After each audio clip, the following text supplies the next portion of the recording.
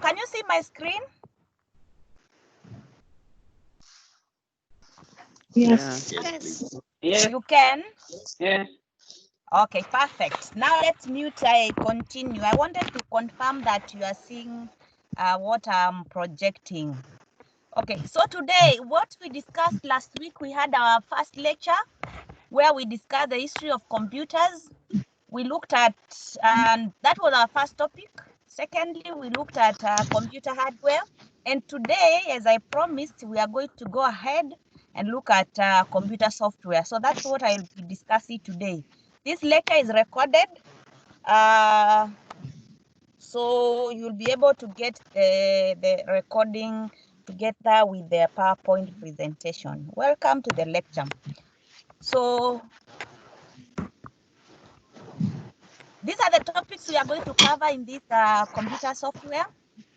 That is types of computer software. We look at software licensing. We look at the types of software license, and finally software piracy. So first we define what is a software or what is a computer software. And I can say that it's a collection of computer programs and the related data that provides the instructions for telling a computer what to do and how to do it. If you remember last week how we defined a computer, we said these are devices which aids human beings in doing their tasks following a set of instructions. So this set of instructions is what here we are talking about as the software. That is, the software is combined of two things, the programs and the related data. The program has to use data so that forms what we call the instructions. And these instructions are the ones we are saying they tell a computer what to do. And remember, on the definition, we said it does that in a well-defined manner. So in this well-defined manner is what we are saying how to do it. What is the first step? What is the second step? And all that. So the instructions, they follow a well-defined manner. So all those instructions basically is what we call a software.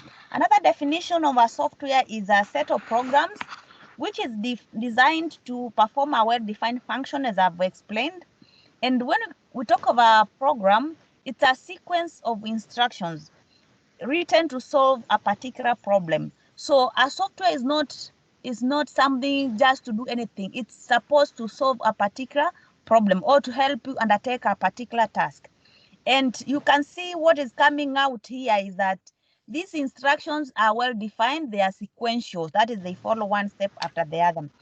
Lastly, we can say that software is any set of instructions that guide the hardware and tells it how to accomplish each task. So what directs the hardware, what we discussed last week as the hardware, what directs it how to accomplish a task is actually a software. So those are the three definitions I can give for a computer software, or basically software. We move to types of computer software. Kindly let us mute.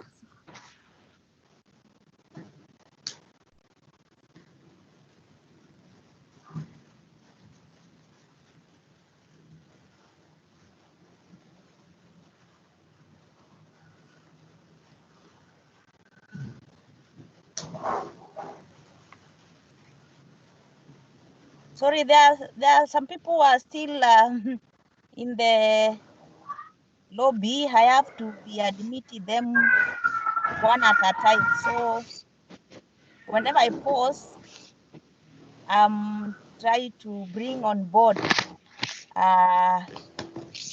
some of our colleagues or some of our other students.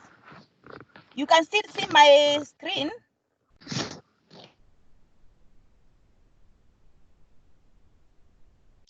Yes, we're able to see. Yes, we can. Okay.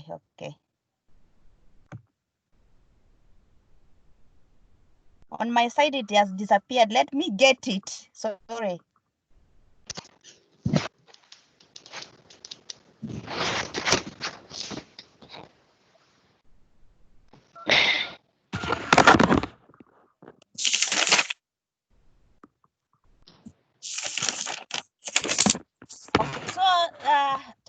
computer software. We have 3 types. One is the system software, the programming software, and the application software. So we are going to cover each in detail. So we start with the system software, and we say the system software is a computer software designed to operate the computer hardware, to provide basic functionality, and to provide a platform for running application software. You have seen application software is one of the type of software. So the system software is like the basic. It is the platform which directs the functionalities of the hardware. So the hardware cannot operate without the system software. So that's the reason we are saying it is designed to operate the computer hardware. So it is the one which operates the computer hardware. Like when you switch on, the instructions which direct the computer hardware to switch on, the power to move across the circuitry and the other parts, that is enabled by the system software. When you shut down, when you connect maybe your mouse, when you connect wireless, when you connect to the printer, when you send maybe something to print, whenever you click print, that is an instruction you have directed the hardware. So the software which enables that action, that task to be undertaken, is a system software. So system software is like the basic or the platform which actually runs the hardware. It's also referred to the operating system. Basically, system software, most of the time people know it as the operating system. And you know that a computer, and later on we are going to look at the types of computer, because there are so many. Even our mobile phones, our computers, they cannot run or operate without the operating system. And basically, the operating system is another term for system software. But it goes ahead, system software is more than the operating system. It also contains what we call the utility programs. The we are also going to look at what are utility programs. And all that enables the computer to manage its resources. And when you talk about computer resources here, look at, if you reflect back, for those who have listened to the last week's video and those who are in class, about the hardware, we talked about many parts.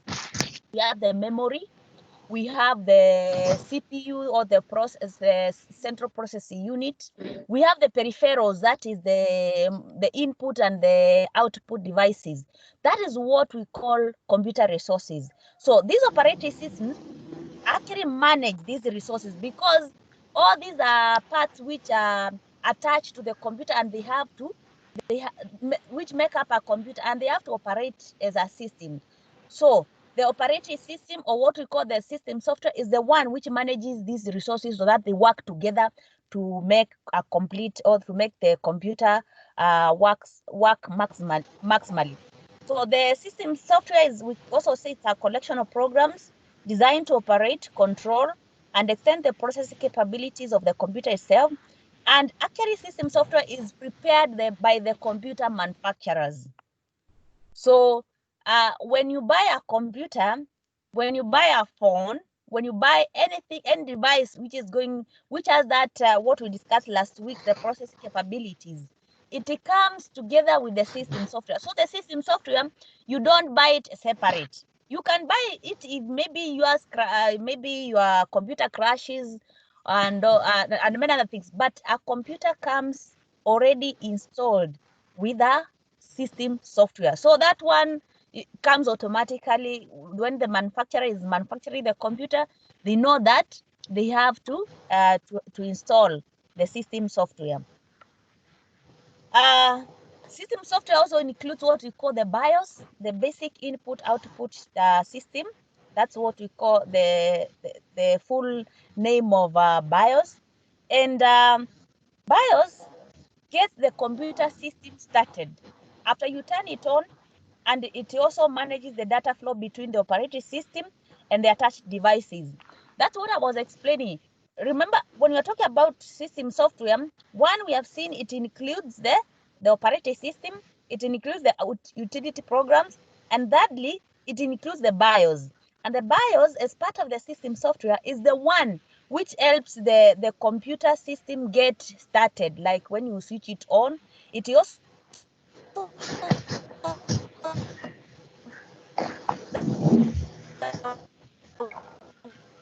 one which enables to send instruction to the attached devices like the video adapter, the keyboard, what I was explaining, the mouse, the printer, the one which recognizes a mouse has been maybe has been connected, a printer has been connected, work has been sent to the printer. So that data flow coming from one part of the computer to the other, that is managed by the BIOS. The BIOS are the one which manage that kind of data flow. The boot program, it also now the system software also includes the boot program, and the boot program loads the operating systems, the computer main memory, or what we call the random access memory. We talked about the two types of memory last week. So when you are starting your machine or your computer, you find it takes some time to load. That is what we call a booting. That is, the computer is booting. And what enables that is what we call a boot program. And what does it do at that specific time? Depending on the speed of your computer, sometimes it's so fast, others it's very slow. And as I've said, the whole program is called booting.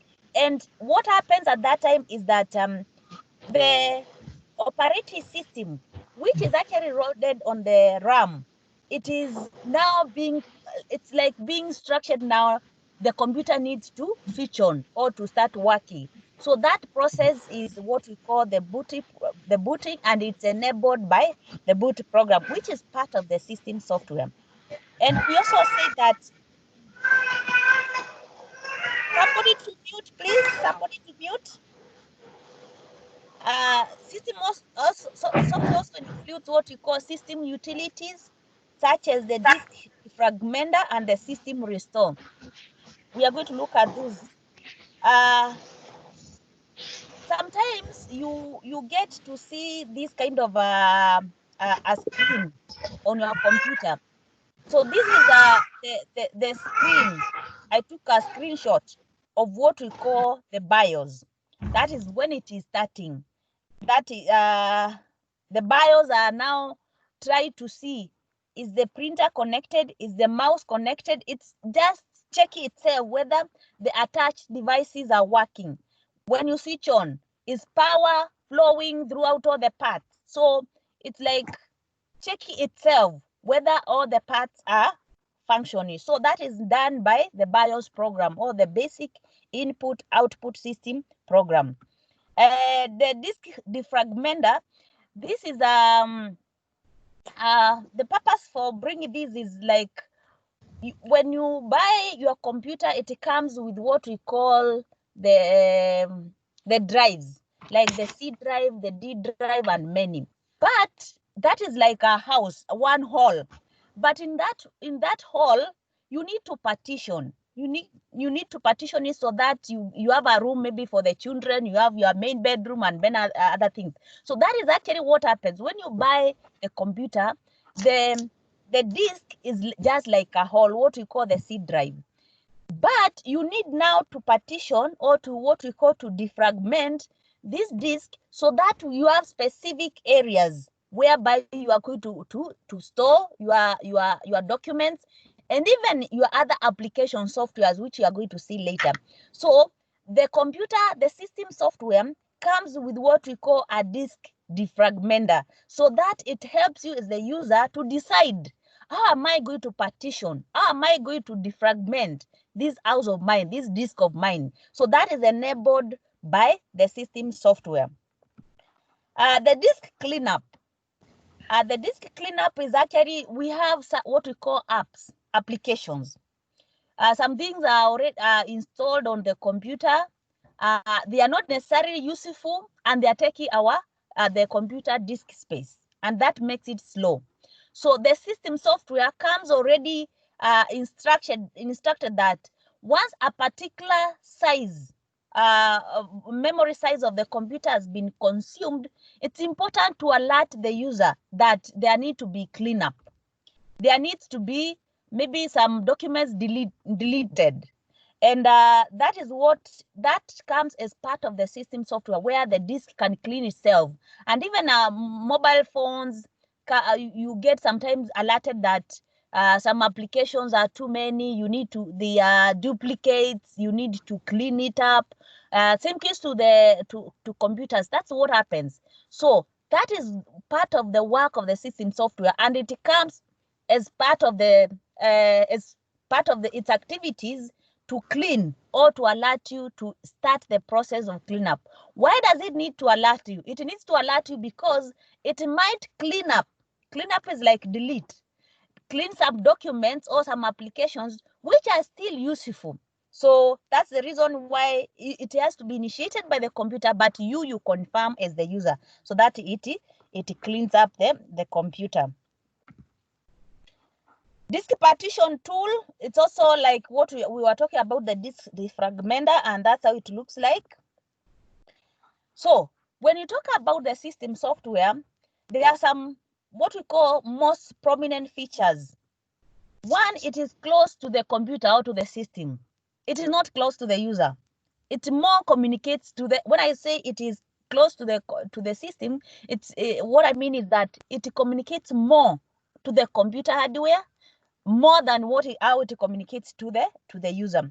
It is fast in speed because it comes already installed, and therefore some of the things it does you not realize, like you power it on, you power computer on. There are so many things which have happened. The system software, they have sent instructions, they have executed the instructions, but you don't realize because it's actually fast in speed. It is difficult to design. So you'll only find very few companies, very few, and actually the manufacturers who do system software. Like now the Android phones, they use either the iOS or they use the we have the Windows, we have we have Linux. You will find there are very few system softwares because the design of it is very difficult. But when you get to the other kind of softwares, you'll find there are so many, because anyone who has done IT programming can come up with that kind of software. But this one, it's very hard to design. Same case, if it's hard to design, it is difficult to understand. So you find for you to be able to work with the system software, you need a specialized training. And that's the reason when maybe your computer has an issue with the system software, you cannot just you are ICT literate, yes. You cannot just say, I'm going to install for myself an operating system. No, because the issue of understanding it requires somehow a specialized training. And that's the reason one of the features I'm talking about is difficult to understand. It's less interactive because you don't interact it very much. It only interacts with the hardware. It's smaller in size. Actually, if you look at your disk space and you look at what is consumed, the space consumed by the OS and the space consumed by the other application softwares you have in your maybe laptop, in your computer, you'll find that it is very small in the size which has been consumed by the system software. Difficult to manipulate, to change it, it's very difficult. So how it comes, it's how it performs, how it functions, and that is it. So you cannot change. And for that matter, it's actually written in low-level languages. Languages used to write programs or software, they have levels. And the system software is actually it's actually written by the lowest level program language. Now we move to the second type of software, and this is called the programming software. The programming software includes tools in the form of programs, applications that software developers use to create, debug, maintain, and support other programs and applications. This one, I think it is common to you. You hear of computer programmers, you hear of software developers, And that is now becoming common. It's actually common, not even becoming, it's very common. You find institutions have employed computer programmers, software developers, and all that. So for them to work, what is the work of that person? That person is actually to create or develop softwares. And what kind of software they are going to develop? They develop softwares to apply to a particular task, and that will be the third type of software, which is application. But for them to create or to develop an application software, they have to use another software, and that software they use is what we call a programming language. So computer programmers use programming languages to develop a software. They also use the same programming language to debug, and to debug actually is to solve or to troubleshoot an error or a problem with an application software. In case it has a problem, they use the same programming software. And even to maintain is maybe like make sure it's working, maybe to move it to a newer version, or include even a new feature. They use a programming software to make sure that the applications, the programs they develop are they can be updated, they can be debugged. That is, if there is any problem, they can be used to, they can solve that problem. So programming software is used for that. And the term that is programming software is usually used to refer to relatively simple programs such as compilers, debuggers, interpreters, linkers, and text editors. So all this is what a computer programmer does using a programming software. They compile. So when they write a program and they run a compiler. Compiler is like to put together all those texts and all that they have put. They debug I've talked about. They interpret and link and then edit. So all those simple programs are done usually by programming software. Examples of programming software which I know you have heard about include, you can see now there are many, but when we are talking about the system software, we were troubled in terms of giving examples. There are like 3 or 4. They are not many, but in terms of other softwares, there are so many. C++, Basic, Java, Python, HTML, PHP, Perl, and others. So the programming softwares, and they are coming up every now and then. You have new programming languages. So I took a screenshot of how a page of a programming software looks like. So you can see this is how programming software, when a programmer is maybe programming, this is now the software they use. Now I move to the third type of software, and this is the application software. And application software is a program, one or a group of programs, and they are designed for end users.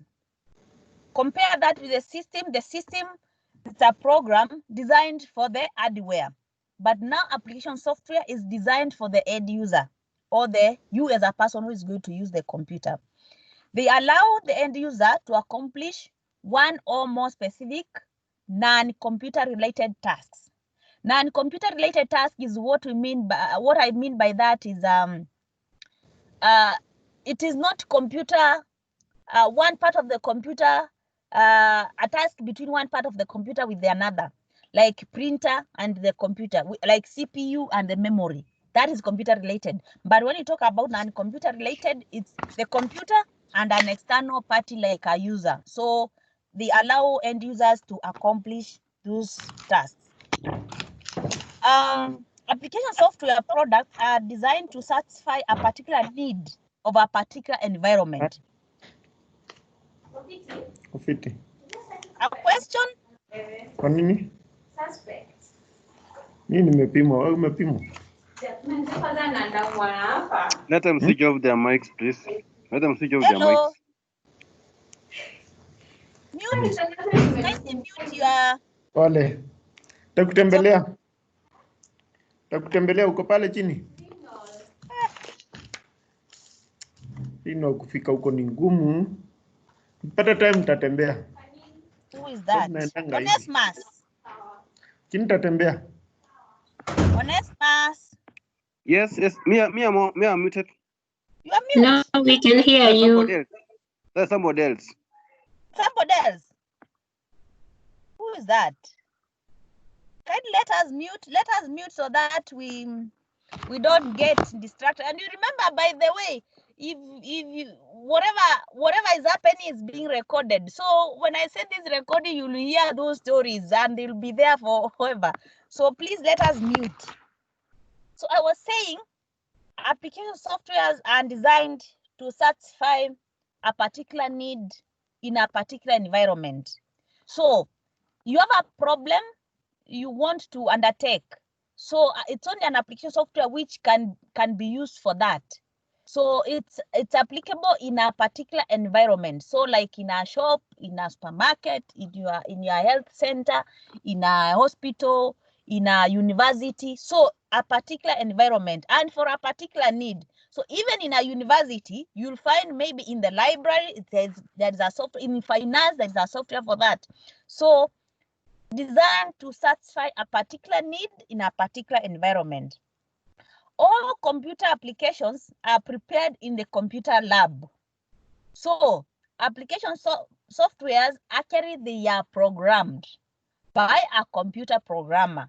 So they are done by people who are programmers using a programming software, and they are done in a lab. Now, a lab does not mean a setup like a lab. What I mean is that you need to have a computer with a programming software. You need to have the skills, and you come up with a computer with an application software. So application software may consist of a single program. So it may be one, or it might consist, it might be a collection of programs. For instance, we might, like, let us look at Microsoft. Microsoft, by the way, it's a good example of having now the two. Microsoft has the operating system, which is Windows, but it also has application softwares, the Microsoft Office. And you know, the Microsoft Office is a suite of many other programs. That is what we are calling a collection of programs. And basically you find them, they are called a software package. But Microsoft also gives you it has what we call now Notepad. That one is only one. It is not a collection. It's a program on its own, and it is used for a particular task. So application software can either exist as a single program or even as a collection of programs. What we call the collection of programs might be what we call a suite. Suite is the SUITE. Or it might be integrated. A suite means there are many programs which look and feel like they are the same, and we can exchange data. Like a good example is Microsoft Office.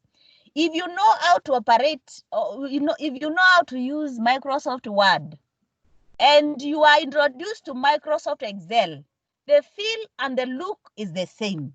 So it will be very easy for you to get to use Excel. Same case to Access and all that. So the feel and the look, and even they can exchange data. You can copy a table from Excel to Word. Same case, so they can exchange data. So that is what we call a software suite. But integrated is what we have like in our institutions. Like in our university, we use the Navision, Microsoft Navision. So the Navision as a part or as a module for admissions, it has a module for finance, it has a module for procurement. So what happens, and many other functions, what happens is that those modules are integrated so that they can also exchange data. However, the feel and the look might not be the same. So you find that if you are in finance, you are not able to just go and use the admission module or use the procurement module and many other modules. So that is what we mean by integrated. Now, when we come into our maybe where we work, for instance, in a healthcare system, you find also we have both a suite. Like I know you use Microsoft Office, And on the other side, you have integrated softwares, whereby you can have a software whereby the patients are admitted, you track that patient, goes to the lab, goes to the doctor, using the same software. What that means, that's an application software. What that means is that these separate functions or tasks are integrated so that they can exchange data. But you find that somebody like a receptionist or an administrator whose work is maybe to get the details of a patient might not know how to use the lab module, might not know how to use the software. And the other one I've talked about there. The other one I've talked about the suit. So I wanted to differentiate these two. Now, examples of computer, the application software, there are many. You can see the word processor, desktop publishers, the web browser, the payroll softwares, inventory, and even the softwares you use to carry out your routines or your tasks. They fall under computer application software. Features of the application software, one is closer to the user. You find you interact it more. The other one we found it was closer to the system. Here, it is closer to you. You use it on a daily, every minute and all that. It is easy to design. It's very easy to design. It is programmed in a computer lab or by programmers. It is more interactive. You interact with it, slow in speed. Compared in executing its function compared to the system software, it's actually generally written in high-level language, easy to understand. You can easily manipulate and use. You can change the colors. You get a software for one university. You take it to another university. Easy to change the logo of that university, the colors of that university, from one hospital to the other. You change just a few things, so it's easy to manipulate and use. And it is bigger in size. That meaning it requires a large storage space. So let's move on to specific application softwares. We start with the word processor. This one I'll move very fast because it is like I'll be highlighting. These are software for creating story and printed documents. And examples include Microsoft Word, we include the Word Pro and the Apple Works. Features of the word processor include insert, cut and paste copy, change the page size, margins, search and replace, and even printing. So that is how a word processor looks like. I know that is almost, we use it on a daily basis. Move to spreadsheet. It's a data file made of rows and columns, and it's actually used to sort and allow a user to manipulate and arrange data easily. And basically more it works with the numerical data. It is used to calculate values using mathematical formulas. Examples include Excel, Lotus, Apple numbers, and OpenOffice Calc. Features of a spreadsheet include it has formulas, functions, charts, you can format cells, and even you can merge cells. So that is a screenshot of a spreadsheet. Presentation software is a program that helps us to create a slideshow to address a topic.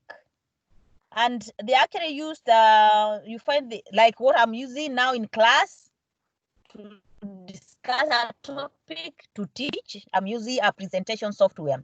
So typically it includes an editor which allows you to insert or format text. And it has a slideshow system which allows you to display.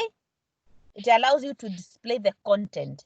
Examples of presentation software include PowerPoint, include Adobe Persuasion, HyperCard, OpenOffice Impress, Scalar Multimedia, Slide Player, and many others. So those are presentation softwares which allows you to create a presentation and show it. Features of it, you can insert slides, delete, you can duplicate content or even a slide. You can allow to display the presentation in a slideshow system, what we call the view slide feature, and it allows animations and sounds manipulations on objects on the or in the slide. So that is an example of a presentation using the Microsoft PowerPoint. Moving on to another application software is the database management software. And this one is a program that controls the organization, storage, management, and retrieval of data in a database. So here you are working with a database. So in that database, you store data.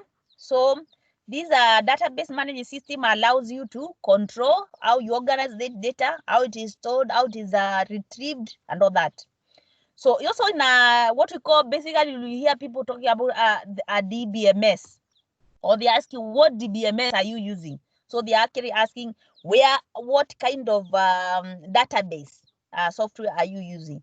Examples include Microsoft Access, Oracle, MySQL, Fox Pro, and many others. So this is an example of a database. So it has what we call fields, and the fields have content. Another application software is the desktop publishing software, and this is used to create or to produce high quality documents such as magazines, greeting cards, and posters.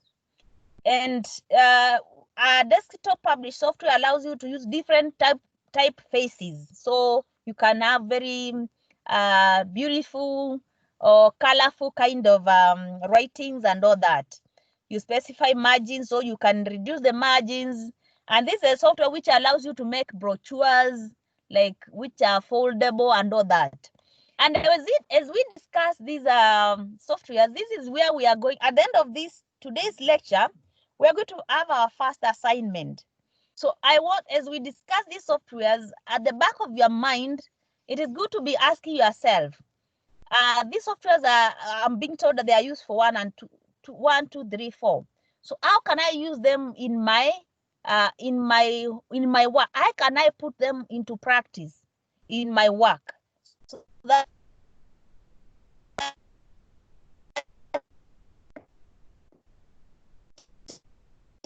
would be our assignment. So examples like Quark Express and Microsoft Publisher are the ones who are desktop publishing software. Software does not have a plural, by the way. Sorry, if you find I'm putting softwares, forgive me.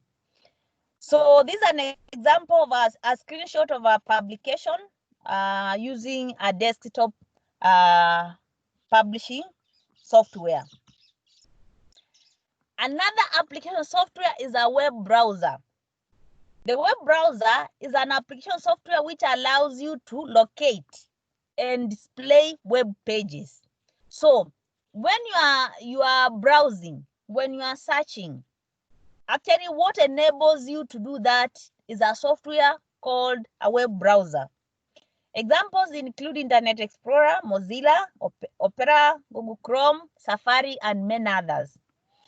And I find people confusing between a web browser and a search engine. A web browser and a search engine. For instance, Google is a search engine. Yahoo the same. But to search, Bing and many others are also search engines. But to search, that search engine has to be hosted by a web browser. The web browser is the one which will allow that search engine to locate what you are searching and display what what it has found or it has retrieved. So a search engine cannot work without a web browser. So these are examples of the web browsers. An example, I've given a screenshot of our web browser there. Then we move to another application software, that is graphic software, or what we call the image editing software. This is a program that enables a person to manipulate visual images on our computer.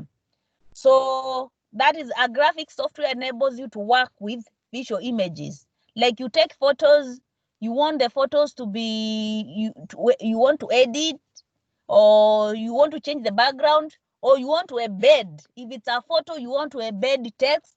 All that is done using a graphic software. And a graphic software, they can be classified into two: the raster graphics and the vector graphics. Raster graphic allows users to paint and edit pictures interactively on the computer screen and save them. So what happens is that raster graphic editor works with like an already existing visual image.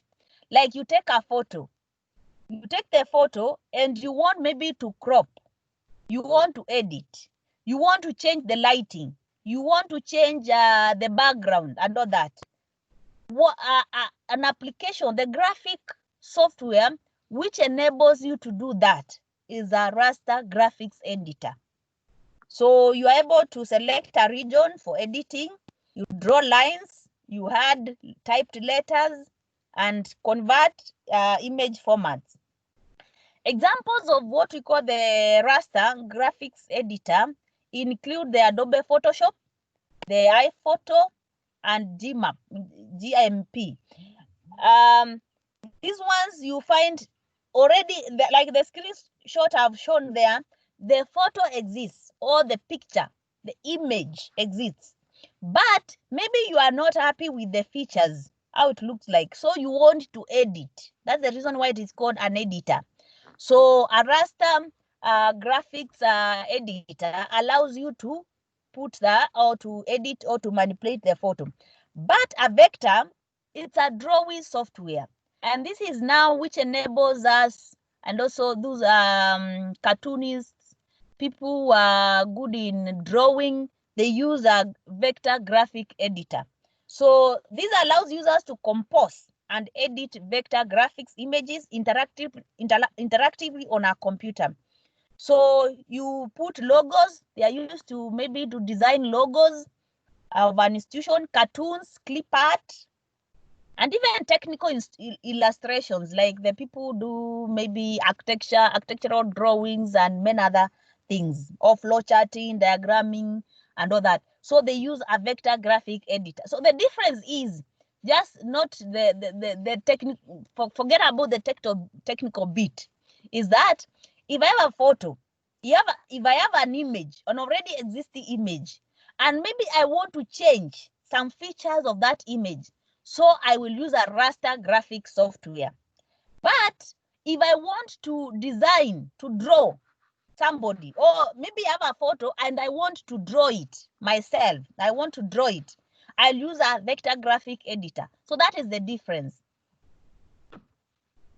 So vector graphics include Adobe Illustrator, Macromedia, Freehand, Inkscape, Zara Extreme. All those are now vector graphic editor, which allows you to sketch, to draw, or how you the way you want. So that is the difference. Moving on to other application softwares, we have the groupware, or the collaborative softwares. And these are softwares which allow a group of people to share information or to track information together. So you find that data is being stored in a central database. This data can be accessed and updated by anyone in the project group. It is useful when scheduling and preparing proposals by several individuals. Examples include Google Docs. You find maybe in your institution you have like branches. You have a branch in Nairobi CBD, another one maybe in Gong, another one in Mombasa, another one in Northeastern, and all that. Then maybe you want to work on a particular document.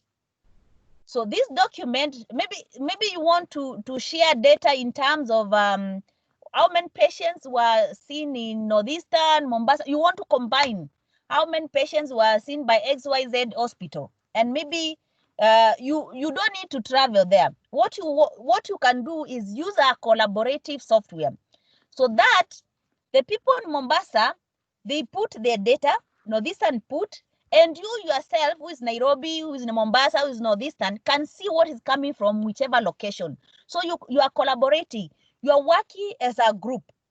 So you are able to share information, you are able to track that information together. So it is important when, like when you are scheduling, when you're working on a proposal, when you're tracking information, this software is very important. And an example I give there is Google Docs. Here in AMREF, we use SharePoint. And I want to differentiate this one between this one and what we are doing maybe in our classes.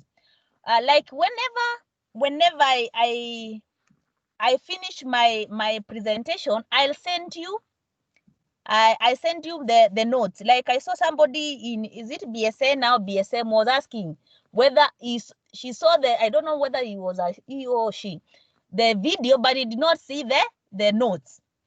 I send the notes under files in Microsoft Teams, and the video I send it in Telegram. Those two, you might think, because anybody who is in our group, whichever place he is, was able to get access to that.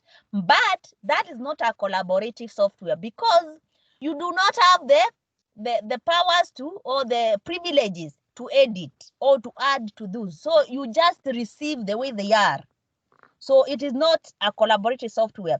A collaborative software, you can add, you can edit, and the other participant will be able to see it is X who added this, it is Y who added this, and then even you can ask X, why did you change this? And then you can comment and all that. So that is what we mean by a collaborative, or what we call a groupware.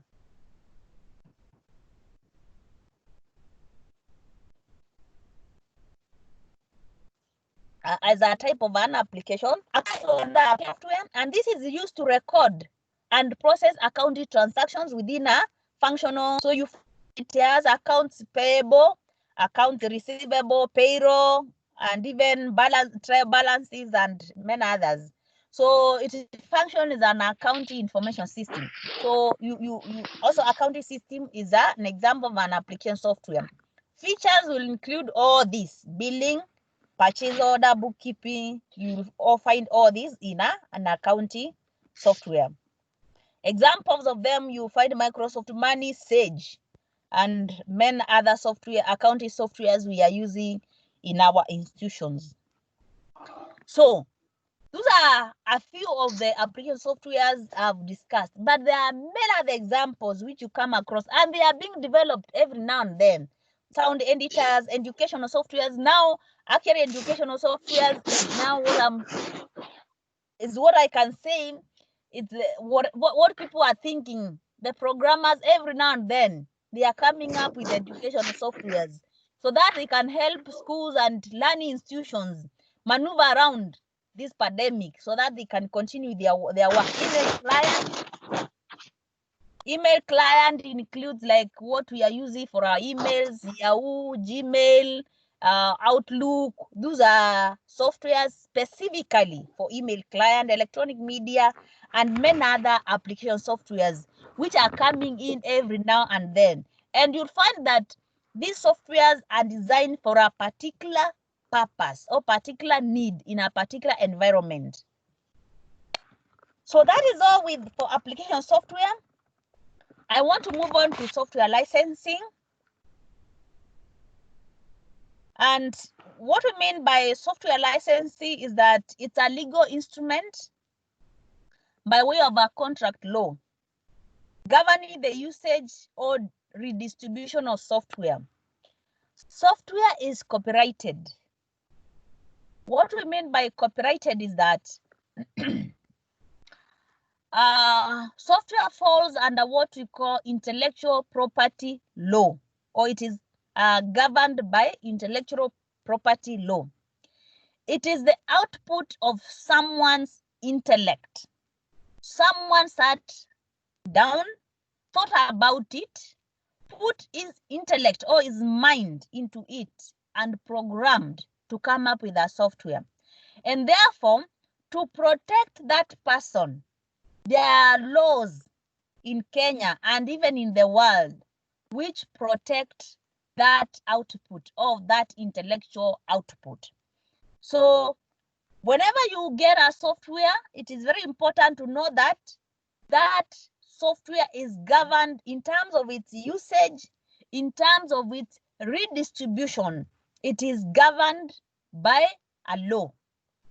And when software is licensed, it allows an individual or a group to use it. So that's the reason for you to get a software, you have to pay some money. You buy a computer, but for you to get Microsoft Office, you ask for money. And you know that without the Microsoft Office, the computer is like it will not function. It's not useful to you. So why are they being sold differently? It's because a software is licensed. And nearly all applications, and when I'm talking about applications, I'm talking about application software. Nearly all applications are licensed. Some are based on the number of machines on which the program can run, whereas others are based on the number of users that can use the program. You'll find that application softwares, for you, in terms of the licenses, it might be in terms of how many machines are you going to install that software. So you say, I want 5 licenses. So the 5 licenses means you are going to install onto 5 machines, and that is the end of it. When a 60th machine comes, you have to buy another one. So it can also be in terms of users. Here we have, in terms of users, you have 1 license. This 1 license allows you a maximum of maybe 5 users to use. So when the 5 users are logged in, a 60th user cannot. So that's how licensing works. And it is important for us to understand this, because you I've had issues. Whereby, like now the second one, whereby somebody comes and says, like our ERP, enterprise resource planning, that is the Navision, we have a particular number of licenses. Then it gets to a particular time when we have a deadline. The deadline maybe to enter exam marks. Maybe the deadline is tomorrow. You find everybody is logged in. So when it's logged in, then another person, maybe all the users are logged in, the licenses we had bought. So another extra person tries to log in and they are not able to log in. Then people start wondering, how come? Or they start raising concerns. The system is down. The system is not working. It is not the system which is not working. The system is working. It's on that the number of licenses which were bought or purchased, they are already in use. Until one person logs out, now there will be a space for a next person to enter. And that is also what you find when we are filing our returns. When we are doing most of the government online services, all those softwares they use, they are licensed. So the licenses are in terms of the number of users. So if they have got 100 licenses and 100 people are already logged in, then the 101 person cannot log in. They'll find that the system is maybe you find the system is full. Then you say, the system is down. I was not able to file my returns until a next up, maybe one person logs out or finishes, or other people, the others finish, and therefore you get in. That is the advice I give people. When you try an application software and you find it's not working, keep on trying. Give it 2 minutes, 5 minutes, so that if it was to the number of licenses, maybe that was due to the number of licenses. You'll find that maybe one person has finished and logged out, so you get a space to get in. So that is how software licensing work. And types of software licensing. Daktari. Yes. Hello. Yes. This is Pamela. I'm having a question on the same. Yes, I've understood as to why software, as to how it works, but I'm questioning myself why it should be like. Why can't it be just left open for anybody to come in and maybe do his or her stuff and maybe log out? Why must it be like? Thank you. A very good good question, Pamela. Thank you for that question. I go back to what I started when I was talking about software licensing. It's an intellectual output, and you see, a software is one instance. So when I do a software for an hospital, I only do one. It's not like a product whereby if it's milk, I can have 100 packets, and therefore when I sell one packet, the second, the third, like that, I can say I've sold 100. Software is one instance, and if this one instance is not licensed in partition, I will call them partitions, or in terms of licenses, then it will mean I only sell one instance. So I get one software like for KRA. You see, KRA serves all the people in this country, and this is one instance of a software. So if I sell it only one, it means one, they may not afford it, or secondly, I'll lose. So what is the best way? It is to license in terms of the number of people. KRA is only one. Let me move to a supermarket. A supermarket software, I am only going to design one software. This one software will go, maybe Tuskys want it, maybe another supermarket and all that. But you see, what the size of Tuskys is not the same as Chandarana. So the price will not be the same, even though the software functionalities are the same. So how do I differentiate the price? I differentiate the price by the number of people or the number of machines who will use that software. So that is how licensing works. So that those are like the instances. I'm selling to one person. So if Tuskys buys for 100 users, I'll charge them for 100 users. If Chandarana buys for 50, theirs means it will be cheap. Let us come to universities. Like universities, you'll find almost all the universities in Kenya, they are using Navision as one of the ERP. But you see the size of AMREF, which is 2.5 years old, is not the size of USIU, even though we are doing the same. So now Microsoft, when they are selling to us the Navision, the Microsoft Navision, they cannot charge us the same as USIU. So how do they do it? They do it in terms of licenses.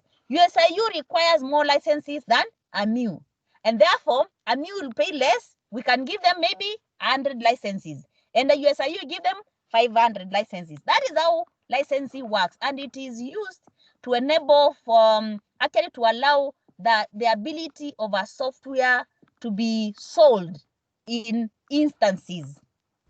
I hope I'm clear, Pamela. Yes, you are. Thank you. Karibu. Let's move on to types of software licensing. And there are many, but I'm going to discuss 6 of them. And this one may also try to expand what Angela was Pamela was asking. One of the licenses is registerware. Registerware refers to a computer software which requires the user to give personal information through registration in order to download or use the program. So even though I started by saying software are licensed, there are different types of licensing. So this licensing does not mean all the time you are going to pay. There are other instances of how licensing is done, and one of them is registerware. Registerware, so I can come up with a software which requires you only to register and you use. Good example is some sites. I don't know whether I shared, there is a group I shared, since I happen also to be the librarian, I shared with a link for downloading books. In that link is powered by a software. But what it requires you to do is just to register, just to give your name and give your email address, full stop. So that is a good example of registerware. And I know you have gone to other sites, other applications, other softwares where you only need to register. So what happens is that software, its license is registerware. It requires you only to provide your registration, personal information through registration. And once you register, you are able to download and you are able to use the program. So that is a type of a license. Another license is shareware or demoware. And this requires, this is whereby commercial software is distributed without payment on a trial basis. So, and I believe you have come across such softwares like Adobe, Nitro. Those are examples whereby they tell you to click for a trial version. So you click and it installs, maybe for 7 days, for 1 month, for whichever amount of time they tell you. Then once the number of days are over, they tell you to pay. That is a shareware. So the kind of license for that software is what we call a shareware or a demoware. They are giving you a trial. Another way shareware license works is whereby you have a software limited by functionality, whereby the software gives you only like 3 functions you are able to do. And when you try an extra function, it tells you it's a premium, you pay. Look at Truecaller. Truecaller, you are able to do 1, 2, the check was called and all that. But when you try to do more, they tell you premium, subscribe to using this number of dollars. So what they have done, they have limited. It is free, but they have limited the free in terms of functionality. So how they have licensed that software is what we call shareware or demo. Actually, they want to demonstrate to you the functionality, how that software works. Then when it gets to a particular point, either in terms of days or time, or in terms of functionality, they tell you pay. So that software is what we call, that kind of a license is what we call shareware. And even it can also be availability. Availability in terms of, you find the software is only available for this number of days to a developing country. But when you go to a developed country, hey, you have to pay. So that's a license we call shareware because it is limited. The distribution is limited on the basis of availability. The next license is what we call freeware. And freeware is just like what we have, the way the name suggests. Here we have a software which is available for use with no cost or even for an optional fee. You get some softwares, and actually these ones happen to be for non-governmental organizations, whereby the software is free of cost, but on the sides you find they are fundraising, that you can give a token, you can fundraise, you can you can pay something. It is not mandatory, so you can use the software, but you find it has antivirus whereby you can fundraise. So that's a freeware. That software is being given to you for free. But if you have some extra funds which you can dispose to them, you can do. It's not an obligation, but you're allowed to do that. So freeware is different from shareware where the user is obliged to pay. You see, shareware, you are obliged, it's an obligation for you once the functionality are over, now you are obliged to pay. But freeware, it's free from A to Z. There is no limitation. There's also another license, which is called open source software. And actually, these are movement which started in 1995 there. And open source software is also what we call a free software. It's a free software. However, here the software is distributed free, and in addition, the human readable source code. Remember when we were talking about programming language, you saw that page, screenshot of the programming page. So that was what we call the source code. The source code is made available under a copyright license or arrangement is a public domain. That means what we call that meets the OSD, that definition. What this means is that somebody who has written an application software and wants to distribute it under open source software license, he has to adhere to open source definition. And open source definition means that you distribute the human readable source code so that anybody who is going to get the software also gets the source code, and they can manipulate, they can change. Source code is what we are calling the programming language and all that page. So like if I get a software which is being used by one university and it is licensed and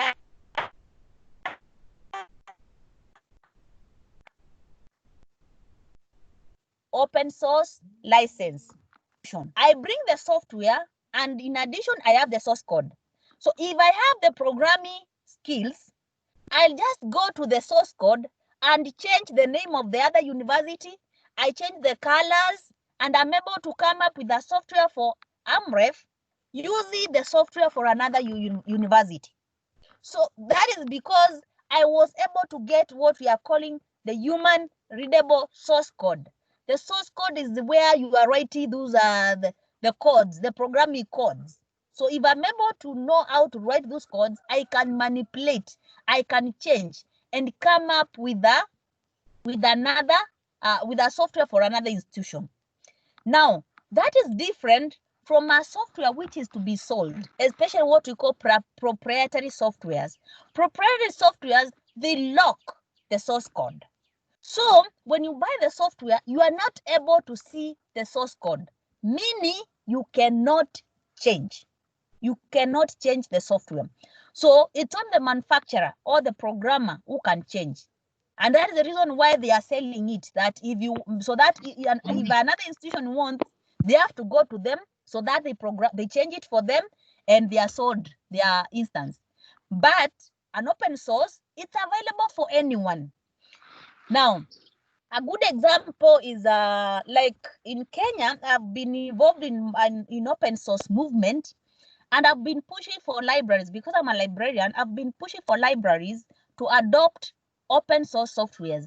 And you'll find in Kenya, 98% of all the university libraries in Kenya, they use an open source software called Core. Now, Core, it's available on the net for anyone. And so you just need to download. In addition, in downloading, you also download the source code. So once you download, you just need to change. If you have the skills, you change the source code, you put the name of your library, you put the colors of your library, and you change a few things. Another university gets it and all that. So the only difference between proprietary and open source is that open source, you also get the source code, and you can work, change, adapt, and manipulate the source code the way you want. But the functionalities remain the same, and it is free, 100% free, forever.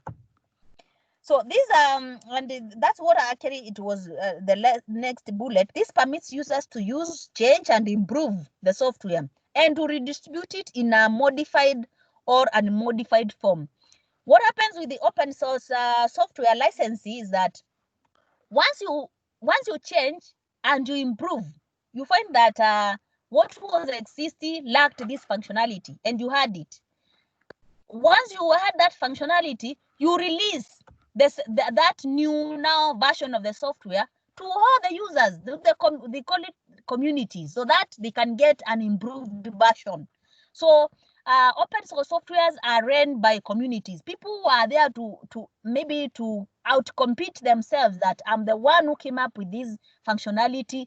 So they end up, you find that open source softwares are changing. They are changing every now and then. Versions are coming in, day out, and improvements are being done frequently because it's available, the source code is available, and people are improving it day and night. So that is the open source software licensing. And then the last one, I think, is what we call abandonware. And this is actually software that is no longer available for purchase, or that is at least a certain amount of years old. So when a software like gets to a time that the people behind them are not supporting it, they are not improving it, but it is still there, it is now licensed under, it's a license called abandonware. It has been abandoned. And now what you need to be aware when you are getting a software which is licensed under abandonware is that you will not get upgrades because no one is bothered about it, no one is supporting it. So that's what we call abandonware. That software is not being supported anymore. There are no people behind it or institutions behind it. So that's a license we call abandonware. Now, all that licensing, what we mean by licensing, once you buy a software or subscribe, actually you subscribe to a software, you are given a license key. So the license key is the one which allows you to now authenticate or authorize the use of that software. So you buy the software, but without the license key, it's like you are bought a shell. So a license key is a pattern of numbers and or letters provided to licensed users of a software program. So when you buy a software, you subscribe to a software, you are given a license key. And license keys are typically created and delivered via a license generator, or once a software user has paid for the software. So you get the key once you are paid for the software, or once you have agreed to the terms and conditions of distribution. That is the time you get a license key. So once you pay or you agree to the terms and conditions, then it's when you get this pattern which authorizes you, which licenses you to use the software program. So this is an example of a license key. I took a screenshot. Yes, so that's about the types of software licenses. I want to move to the last subtopic of software, and that is software piracy. Software piracy, or software piracy is what we call unauthorized copying of software. And this builds up what I've just talked about licensing, that a software is an intellectual output of a programmer, and therefore it is distributed under particular terms and and conditions, which we call licenses, whichever license we have looked at, and many others. So if a software is licensed under particular terms and conditions, but another person gets to copy to get it unauthorized, then that's what we mean by software piracy. It refers to ways of obtaining software without the permission of the software holder. So when you get the software without permission, you have not bought it, you have not registered, you have not done what, blah, blah, all that, then it means you are doing software piracy. Let us look at some of the common types of software piracy which exists. We have 5 of them. One of them is the counterfeit software, or I'll use the term which is which is known to most of you, the cracked version. You hear, I'm using a cracked version of this software.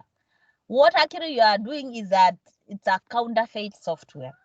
So a counterfeit software is a software piracy that occurs when fake copies of software are produced using a CD banner to copy the software.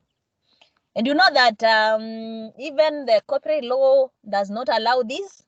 So you find that sometimes they do, they check to see whether machines in this software, in these movie shops and all that outlets, whether they have CD banners. And when you have a CD banner, it translates, or it says that it means you counterfeit. So you get the original one, but you ban many and you start selling that, which is not right. And that's what we are calling, what we are selling is counterfeit. Counterfeit software is usually sold at prices well below that of the retail price of the legitimate software. So you find if it's Microsoft Windows is going for $500, you find this other one is $250 or $200. So it's actually lower in price. The other way of software piracy is what we call original equipment manufacturer unbundling, OEM unbundling. Unbundling is a type of software piracy that occurs when the original equipment manufacturer packaged software is separated from the hardware it originally came bundled with at the original equipment manufacturer or retail level of sale. There are softwares which come inbuilt with the machine, with the equipment, or with the computer. So what this kind of piracy does is that you now separate, you unbundle. That's why it is called unbundling. You unbundle or you separate the equipment and the software. And once you separate the equipment and the software, you sell the software separately and all that. Or you use the software which you have unbundled now to make the first piracy, the counterfeiting. So it means you bought a machine with a software and you separated, and you are able to make the software into copies. You counterfeit, and also you are doing what we are calling unbundling, which is wrong. So that is what is called OEM, original equipment manufacturer, unbundling. And this happens, by the way, this one happens when this kind of software is very specialized. It is very specialized to that maybe equipment that maybe it's very hard to get it. So you find you find that crooked people say that the only way to get it now is to separate them so that I'm able to make more copies of the software and I'm left with the original and I can bundle it back to the original machine. The other one is soft lifting. And soft lifting is a type of piracy that occurs when users share their software with other users who are not authorized to have access by the end user license agreement. Soft lifting is very common with almost all of us.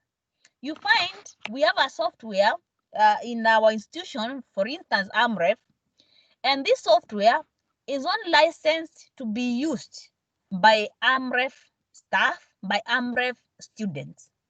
So you are given a key or a password, and that is your password. But you go to your house, you give the same password to your husband or to your wife, you give it to your children, you give to your church member so that they can also use. So what is happening is that you are using you are doing soft lifting. Go to hospital, you find that you are employed, but you operate your own clinic. So your employer's clinic has a software and you have a password. So you get the software, you put it in your clinic because you have the password. So that is what we call soft lifting, that you share the software. You are sharing the software with others who are not authorized to have access. A very common practice is actually antivirus. Antivirus, you find that the institution has bought this number of licenses. Then they put it in the network. So it will only be accessible, or you'll be installing the instances from the network. But you bring your personal laptop, not the institutional laptop. So you bring your laptop, you bring your family member's laptop, you install an antivirus. You bring your phone, your family member's phone, so you install. Those ones are not licensed. They are not authorized users of that software, but you are using it. So what is happening here? You are soft lifting. This is the most common type of soft lifting occurs when a person does legitimately purchase software but installs it onto multiple computers, which is a violation of the licensing agreement. And I've given a good example to be the antivirus and many other, like even the Microsoft Office. You get to these shops, outlets, which sell second hand. Once they sell you a laptop, they tell you, they ask you, do you want a Microsoft Office? Which other softwares? Those softwares they are using, they are not original. They must have bought first a legitimate purchase software, but it was meant for one machine. Then, once they used it on that machine, now they continue to use it on another machine so that they can also charge. So that is an example of what we call soft lifting as a software piracy practice. The other one is hard disk loading. And hard disk loading is a type of software piracy that occurs when hardware dealers install an unauthorized copy of commercial software onto a computer system. Okay, this is what I've explained. Sorry, is about the outlets which sell maybe second-hand laptops and many other things is with hard disk loading. In many cases, consumers will not receive any manuals or original CDs of the software. So you'll not be given a warranty. You'll not be given the manual on how to use that software. You'll just be told, we have installed for you the software. But the hardware dealer will charge you for the illegal software they are put in the total system purchase price. So you pay together with the price of the hardware because it's already installed, but it is not legitimate. But when you ask for the manual, you ask for the CD of that software, you will not see any, because what have they done? They have just disk loaded the software. The last piracy practice is what we call the internet software piracy. And this occurs when software is illegally obtained through internet channels. It is usually through peer-to-peer file sharing systems or downloaded from pirate websites that make software available for download for free or in exchange for users who have uploaded software. So what happens in internet software piracy here is whereby maybe I have a software. Then you, as my friend or as my peer, you will tell me, send me a file of the software. So I send it to you. What have I done? Peer-to-peer file sharing. So you are not acquired the software, and even maybe I are not acquired or purchased it legally. So what happens? We are doing internet software piracy because I'm sending or I'm sharing, distributing that software via the internet. Another example is whereby we have what we call the pirate websites. Pirate websites are those the websites which their work is actually to pirate softwares, and they sell to people. They can sell in terms of money, and they can also sell you in terms of they tell you to register to this site, and once you register, you are able also to download this software. So in exchange of something, do this so that you can get it. You can get this one for free.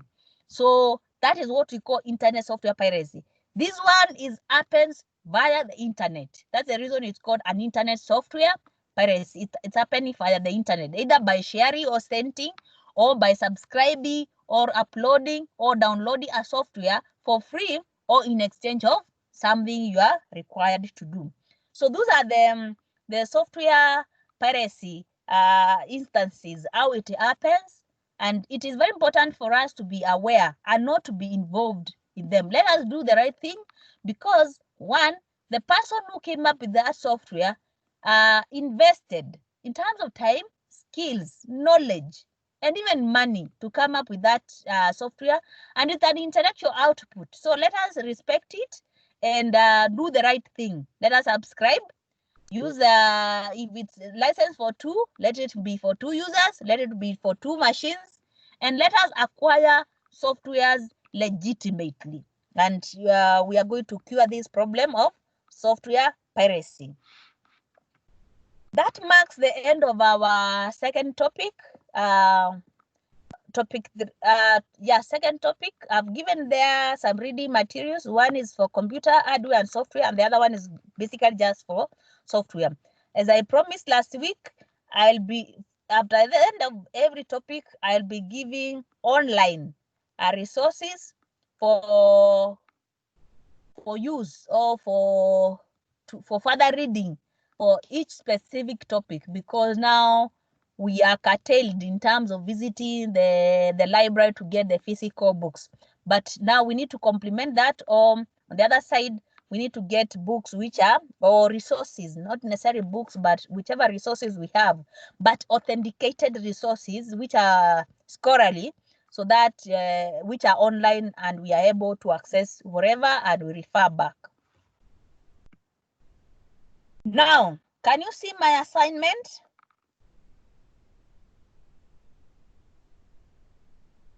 Hello?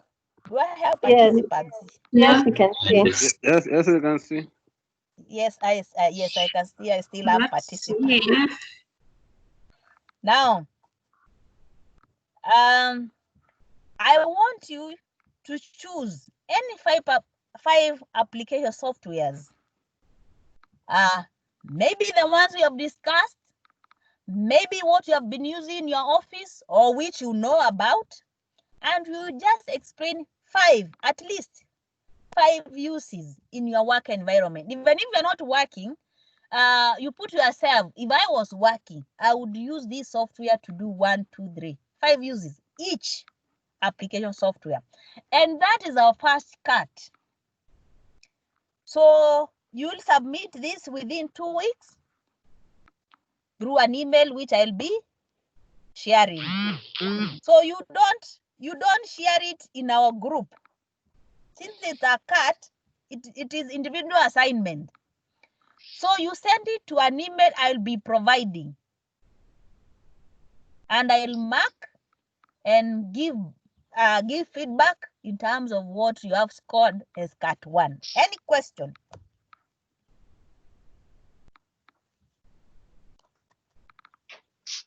Is it clear?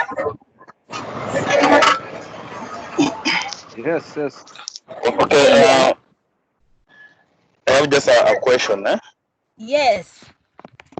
So you have said in terms of how to, the right way of getting the softwares and other way of piracy. So in terms of sanctions, is there a difference in terms of when you get it in an illegal way or when you get it in the right way? The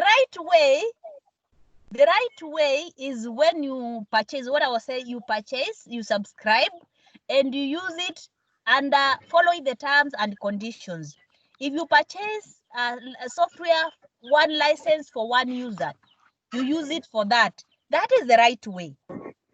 The wrong way is whereby you purchase software for 1 user, but you use it for 1 machine, but you use it for 5 machines. That is illegal. And so your question was, are there sanctions? Yes. One, it's only that Kenyans we are ignorant of the law. We have copyright law. Copyright law is the one which governs softwares and many other things. It also governs books, newspapers. I believe you had the issue of the newspaper. Did you follow the issue of the newspapers? The guy who was downloading, who was able to get hold of the digital paper and distribute. That is contrary or contravening the copyright law. So take that now, put it in the software environment.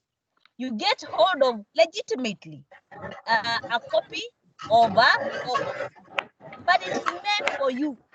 But you give it to your friend at a fee or for fee. So what you are doing, you are contravening the law. So there are sanctions. There is I believe the fine is, I think, 1 million and a jail term of either at least 15 years. I'm yet to confirm, but you can confirm from the copyright law of Kenya. It is there. There are sanctions to that, and the software happens to be part of it. The software, movies, music, performances, they fall under copyright law. It's only that in Kenya, we don't have mechanisms. There are, I can say yes, the right mechanisms of tracking.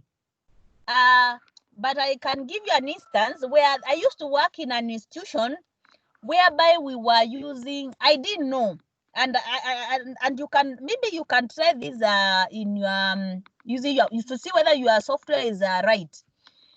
The Microsoft Office we were using, it always brought an alert up on the menu that you are told either options, you need to enable it. You are using it, yes, perfectly, very well. But all the time, it has an alert up there. So the alert tells you, maybe it tells you to enable. So you click enable. When you click enable, it tells you to enter the license key. So I was wondering, how come I'm able to use, but it is asking for a license key? So we used to ignore because that the alert was not making any difference. It was there, yes, but we were able to work, we were able to do anything we want using our Microsoft Office. Only one time we received an email, not me, because I was not there, I was just a staff, the ICT director and even the CEO received an email from Microsoft in the US. They said that they have tracked and they were able to see computers in that institution, they are using Microsoft Office, which is not licensed. So what now an investigation started. Of course, maybe I think the CEO was not aware. I don't know whether, I don't know what happened. So what I understand, once the investigation was done, is that the ICT department, they bought computers. When they bought computers, they bought one instance. What I was talking about, one instance of Microsoft Office, and they bought 200 computers at a go. So they installed one computer, one legitimate Microsoft, and the other 199 actually were banned copies or cracked versions of the Microsoft Office.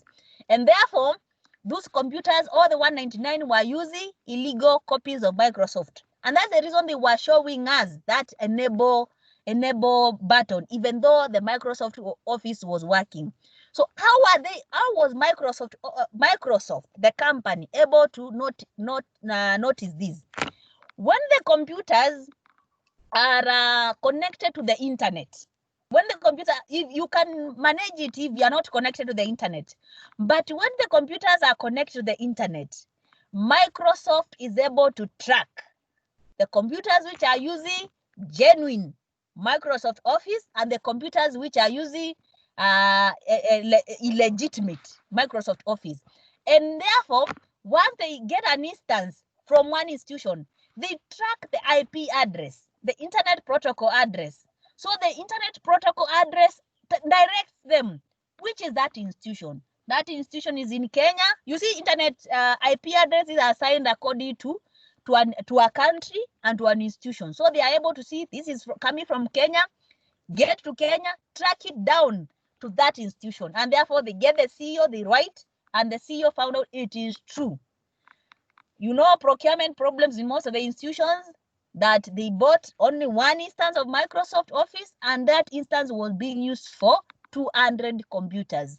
That is how it happens. And then it also took time. Actually, I think it took over 4 years for them to recognize that, the Microsoft Office to recognize that.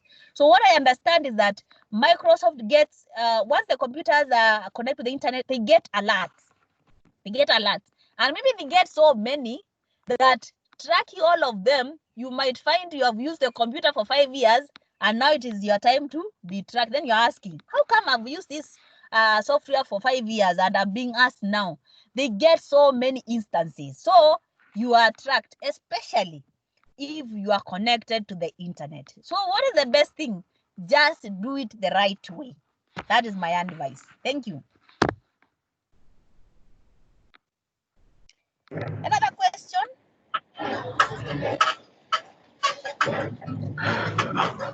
Yes, I'm also having one.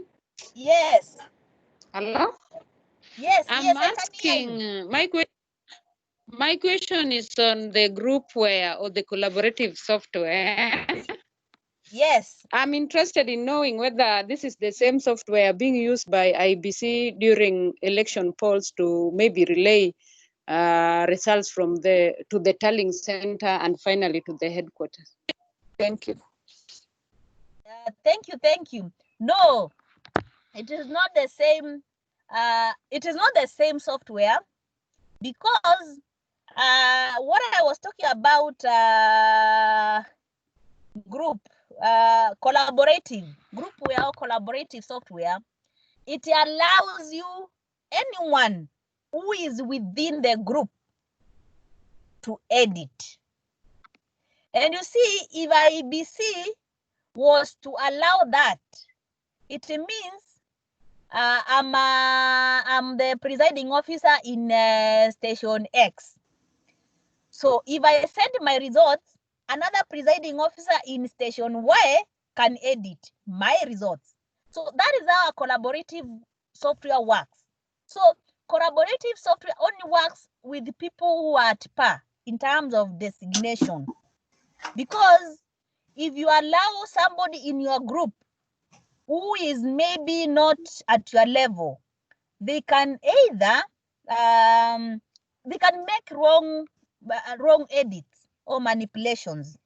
So it is not the software which IBC uses is not a collaborative one. Collaborative means everybody in that group has the rights and privileges like each other. So there are no what we call rights and privileges whereby you can only view.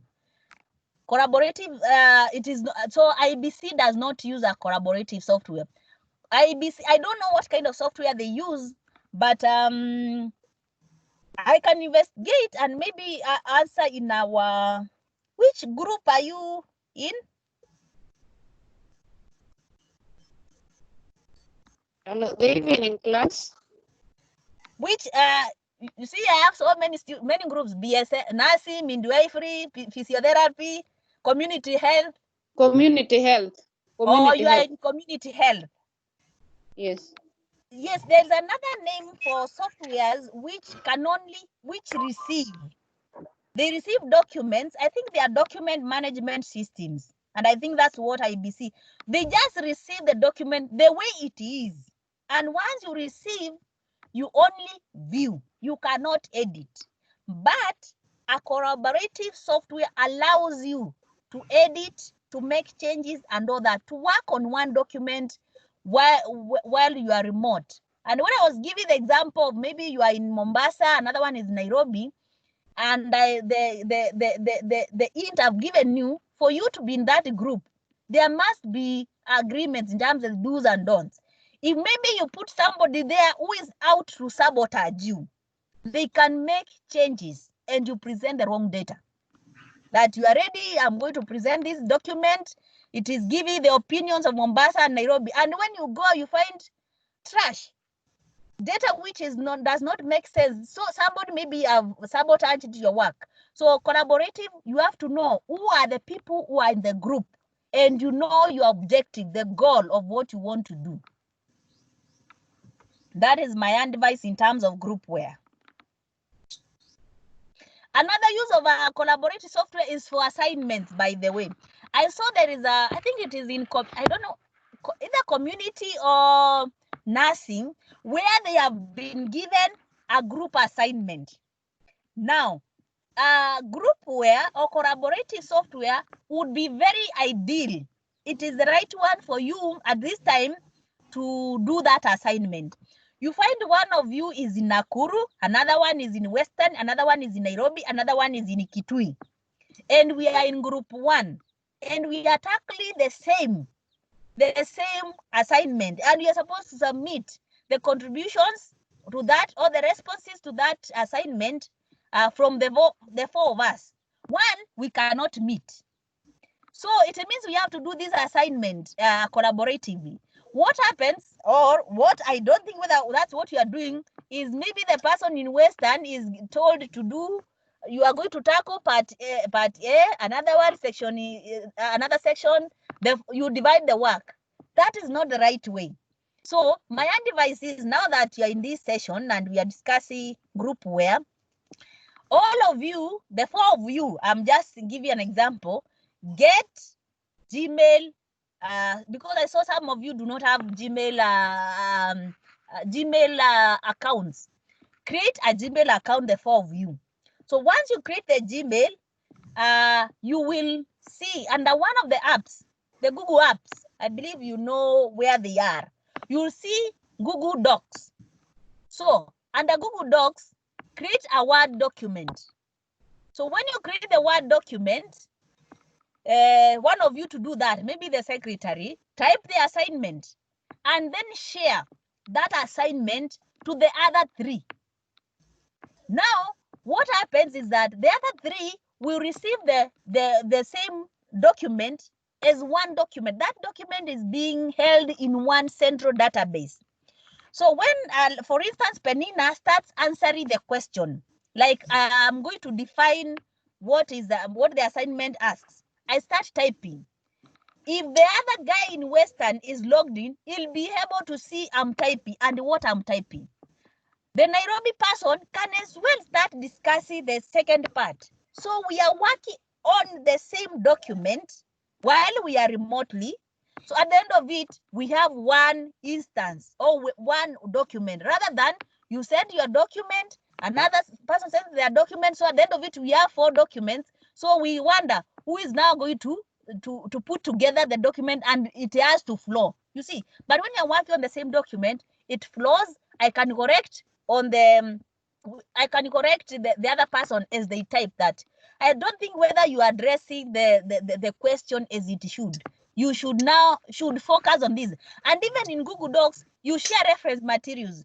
Like I saw there is a student who has gone to the extent of organizing to visit the library physically in Amref to get some books she was not able to get online. Of course, she was not able to enter inside, but I organized with my staff to get the books and give to the student at the gate. And she got the books. She was very happy. So if that student is in a group, maybe in our group, she can now just not photocopy, but take a photo of the page and tell the other 3 members, check this attachment. Can we use this page and use it to answer? Bring your contribution from this page. How are we going to answer the question? So you share resources. You get another resource online, you put it there. So the others will be able to see, they can click, they can read, and they can put their contribution to the assignment. That's how a collaborative software works for a group assignment. So I want you to try it maybe for that assignment. And maybe you give me feedback when you submit. Another question?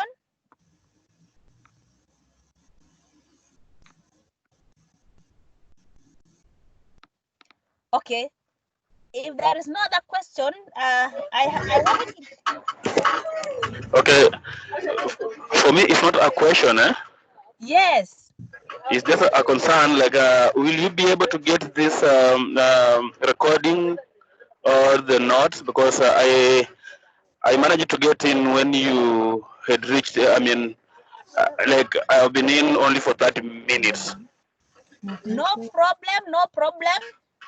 Just a question. Did you receive last week's recording? No, I didn't. Oh, sorry. Which group are you? I'm in a physiotherapy class. Physiotherapy. Yes. By the way, do you have maybe a WhatsApp group for physiotherapy? Yeah, sure. We have one. Who is the administrator? I think that I think our class rep is Abraham Ochung. I think Abraham is in this class. So can you advise him to add me so that I can advise you on how to I can be sending the recording, because last week's class I recorded Yes. and I sent the notes, the course outline and the notes, the PowerPoint presentations. One challenge, however, I want to bring to all of you is that I was not able to edit the video recording. So you'll be able to find some, to hear some stuff, which may be like now the discussion we have just had with you, it will be there in the recording. But I don't think whether that makes any difference. So you are going to answer your question is that you are going to get this recording from the start to the end. Okay, thank you. I appreciate. Welcome, welcome. So I wanted to introduce another topic, but we have only 4 minutes, 3 minutes to 10. So I don't think whether I'll give it justice. So what I can do is I want to say we are going to stop there. Let us meet on Friday, same time, and keep safe. Bye bye. I'll be sharing this last. Thank you. Thank you too. Bye bye. Thank you. Okay, thank you. Bye.